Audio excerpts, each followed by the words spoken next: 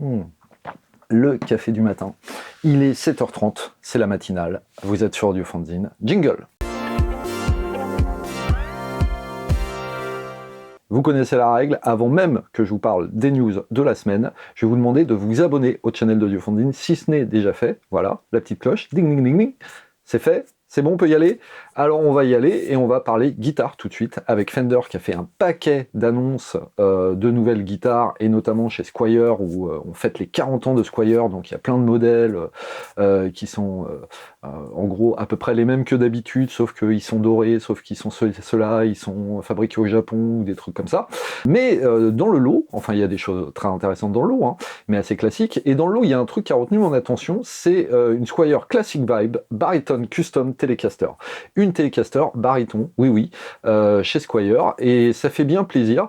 Alors elle est basée sur un modèle, sur une base de custom, c'est-à-dire c'est les Telecaster avec le bending, vous savez, et puis alors on a un diapason de 27 pouces, un rayon de touche qui est à 9 pouces et demi, des frettes narrow tail, 3 pontets, bref c'est très très classique, et surtout en fait des micros simples, et en fait moi c'est justement ça qui m'intéresse, parce que ça a commencé à râler dans les forums, genre oui une baryton ce serait mieux avec des micros doubles, comme si en fait le seul intérêt d'une baryton c'était de jouer du gros métal en globe D, et en fait bah non, la baryton c'est bien pour plein d'autres trucs, et justement avoir des guitares baryton avec des micros simples comme cette Telecaster, et ben moi je trouve ça très intéressant, surtout que ceux qui veulent poser des micros doubles le feront eux-mêmes.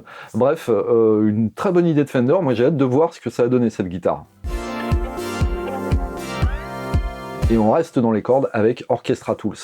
Orchestra Tools qui nous présente Igor Dossman solo violin. Igor Dossman, si vous le connaissez pas, le garçon, c'est en général le mec qui joue les parties de violon solo pour Hans Zimmer. Bref, un violoniste accompli, et surtout il est compositeur lui-même, et c'est un violoniste qui aime bien aller torturer un peu son instrument pour ressortir des sons un peu décalés, un peu étranges, un peu novateurs, une approche très contemporaine du violon donc, et le voir faire une banque de son, c'est une excellente nouvelle. Déjà parce que sur les 34 Go de samples qu'il y a, on est réparti en néo-électrique, articulation standard, enfin standard, sachez quand même qu'il y a des sons de klezmer inversés dedans. Je sais pas ce que c'est les sons de klezmer inversés, mais en tout cas, je me suis dit ouais, ça doit pas être si standard que ça. On a des rythmes, enfin des patterns, des motifs, des boucles quoi, et on a aussi des sons non pitchés, percussifs. Moi, c'est le genre d'instrument que j'adore, hein. On est un peu sur du violon prépa, on voit dans la vidéo limite à un moment j'ai l'impression qu'il joue avec un Dremel sur son sur son violon. Enfin, c'est le genre de choses que j'adore, mais au-delà de ça, c'est une excellente nouvelle parce que ça inaugure chez Orchestra Tools une nouvelle série qui s'appelle l'Artist Series, et en fait c'est le premier à inaugurer cette série, et j'espère qu'il va y en avoir beaucoup d'autres, et si c'est des choses aussi originales que celle-là, on va se régaler. Enfin, c'est vrai que dans le monde du violon, là, on se félicite en ce moment parce que Spitfire nous sort une banque de violon de plus avec une nouvelle technologie de legato et de vibrato de plus, avec pas de problème de phase, tout ça, gna gna. Mais moi, j'allais dire, c'est plus ça, en tout cas, les sons bizarres qui m'intéressent. Surtout que c'est assez raisonnable en termes de prix. On est sur 130$ hors taxe en lancement. Bon, après, ça passera à 200$. Mais voilà, très curieux de voir ça.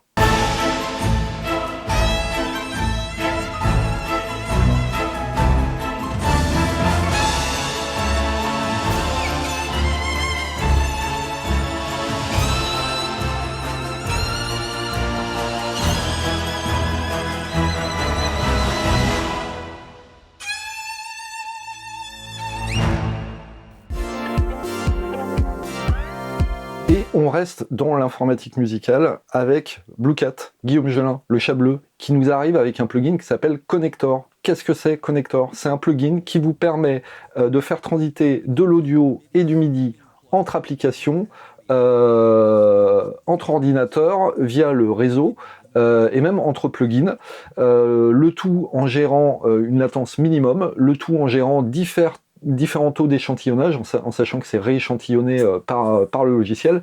Bref, un petit utilitaire qui est proposé à moins de 50 balles, d'autant que je pense qu'il est encore moins cher là, en promo, en lancement, et qui a l'air très intéressant. parce que vous imaginez, c'est super sympa de faire la musique collaborative, et si sur scène vous pouvez communiquer avec votre duettiste qui lui aussi est sous Ableton Live alors que vous êtes sous tel logiciel et tout, voilà.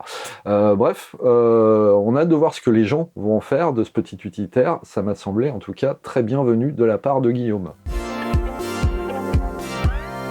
Et encore de l'informatique musicale, je suis désolé, encore un instrument virtuel, mais il fait un peu exception celui-là, et puis il nous vaudra un petit coup de gueule après. C'est GeForce qui nous présente le M-Tron MK2. Qu'est-ce que c'est le M-Tron MK2 ? C'est un Mellotron MK2 virtualisé. Il faut savoir que le Mellotron MK2, c'est un instrument qui a été produit à 250 exemplaires. Vous imaginez la rareté du truc. Donc c'est des sons que pour la plupart d'entre nous, on n'avait jamais entendu autrement que sur des disques et tout ça. Et c'était un instrument qui, par rapport au Mellotron, avait la particularité notamment de contenir tout un tas d'accompagnements, c'est-à-dire des boucles prêtes à l'emploi, et avec justement cette petite saveur qu'est le Mellotron, parce que c'était des boucles en plus jouées par des vrais orchestres, hein, donc à la fois des boucles réalistes et puis avec ce cachet de la bande Mellotron. Il faut savoir que voilà, pour réaliser en tout cas cet instrument virtuel, ils ont samplé ils ont enregistré 66 bandes. Il faut savoir que dans un Mellotron, sous chaque touche, il y avait une bande magnétique de 12 mètres. Voilà, donc on imagine déjà trouver le truc, le racheter et tout, et puis le restaurer comme ça pour ensuite le virtualiser.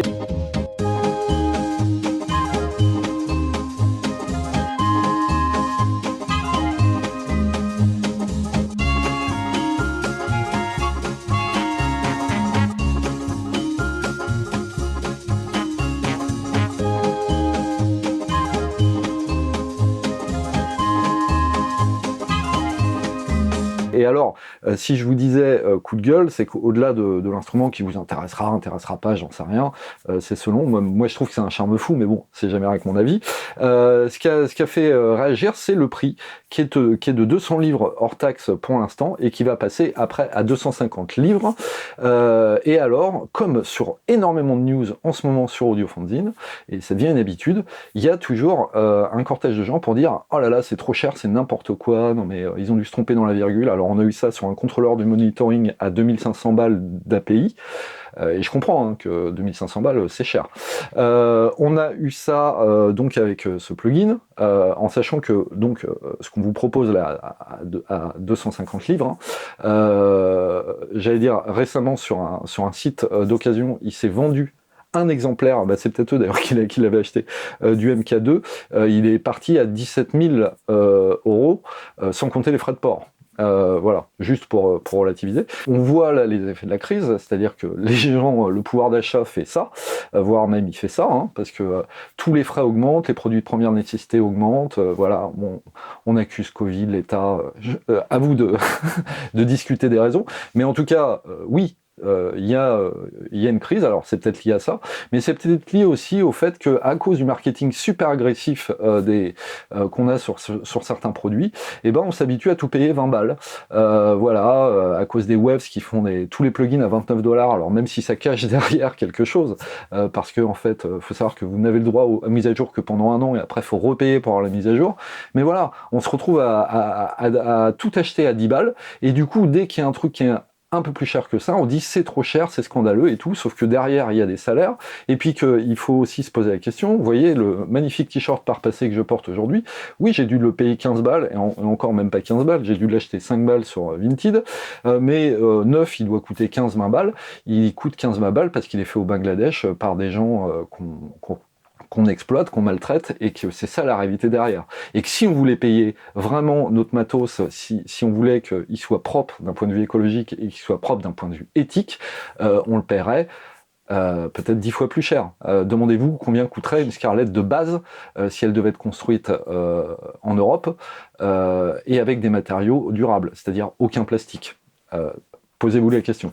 Bref, tout ça pour dire qu'on s'habitue aux trucs pas chers, mais que les trucs pas chers, il y a une réalité derrière, et que voilà, je comprends tout à fait qu'on se dise 200 balles, moi je mettrais jamais ça pour un Mellotron, 2500 balles, je mettrais jamais ça pour un contrôleur de monitoring, mais voilà, tout n'est pas fait pour nous, et puis ensuite, je vais vous le dire, alors je sais, je vais me faire défoncer pour vous dire ça sur Audiophondine, parce que c'est pas de ça dont on vit, mais j'allais dire, vous avez très probablement déjà tout ce qu'il faut chez vous pour faire de la musique, vous n'avez rien besoin d'acheter de plus. Mais bon, chut, ça reste entre nous. Bon, la matinale est finie, en tout cas. N'hésitez pas à commenter tout ça, que ce soit là, ce petit sujet, ce petit coup de gueule dont je parlais, ou que ce soit même la Telecaster baryton. Libérez la Telecaster baryton. Moi, il me reste à vous dire de commenter, partager, liker cette vidéo, de vous abonner, et puis a priori, moi là je vais me casser en vacances, donc a priori vous allez retrouver Grégoire très bientôt, enfin j'espère. Sur ce, je vous laisse, passer une très bonne journée, un très bon week-end, et puis à très bientôt. Ciao!